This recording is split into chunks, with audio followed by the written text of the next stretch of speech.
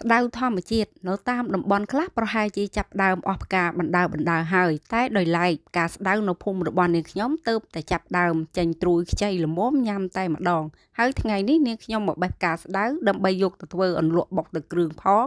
និងធ្វើជាញ៉ាំផ្កាស្ដៅផងហើយចំពោះញ៉ាំផ្កាស្ដៅគឺនាងខ្ញុំអាចធ្វើបាន3របៀបផ្សេងគ្នា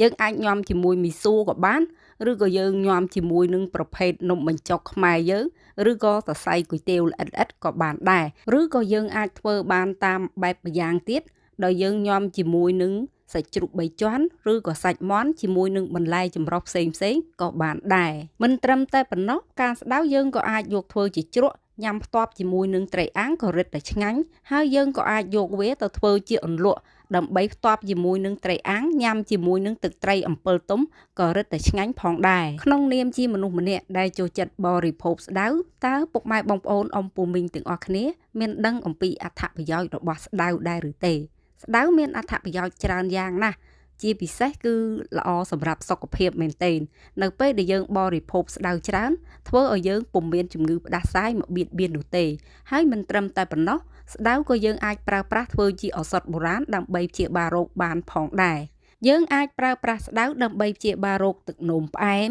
យើងអាចប្រើស្ដៅដើម្បីព្យាបាលគ្រុនក្តៅព្យាបាលជំងឺផ្ដាសាយមិនត្រឹមតែប៉ុណ្ណោះយើងក៏អាចយកស្ដៅដើម្បីធ្វើជាជី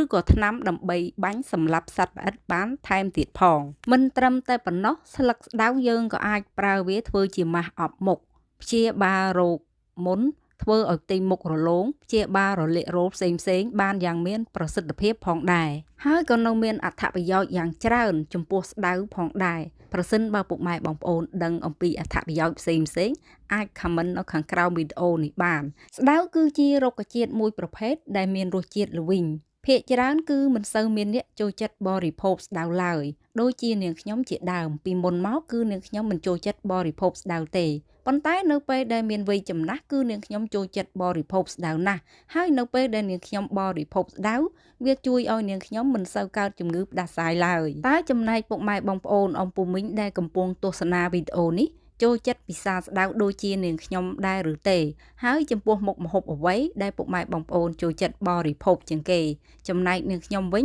មុខម្ហូបដែលនាងខ្ញុំចូលចិត្តបំផុតគឺញ៉ាំស្ដៅនំបញ្ចុកវីដេអូនេះក៏បានមកដល់ទីបញ្ចប់ផងដែរសូមអរគុណដល់ពុកម៉ែបងប្អូនអ៊ំពូមីងទាំងអស់គ្នាដែលបានតាមដានទស្សនាវីដេអូនេះតាំងពីដើមរហូតមកដល់ចប់ជាចុងក្រោយនាងខ្ញុំក៏សូមជូនពរឲ្យពុកម៉ែបងប្អូនអ៊ំពូមីងមាទាំងអស់គ្នាជួបតែសំណាងល្អនិងមានសុខភាពល្អ